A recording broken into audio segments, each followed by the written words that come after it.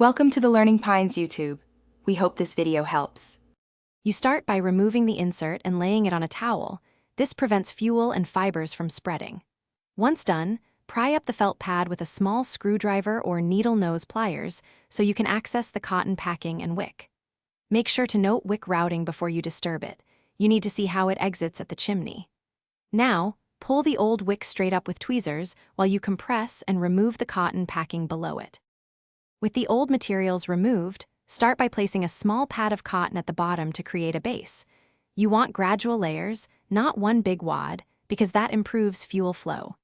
Next, feed the new wick up through the chimney from below, making sure about 3 to 4 millimeters protrude above the wheel for reliable ignition. Once positioned, tuck small bits of cotton around the wick and compress gently. Keep the wick centered so capillary action draws fluid evenly into the flame area. After packing, trim the wick so 3 to 4 millimeters show above the chimney.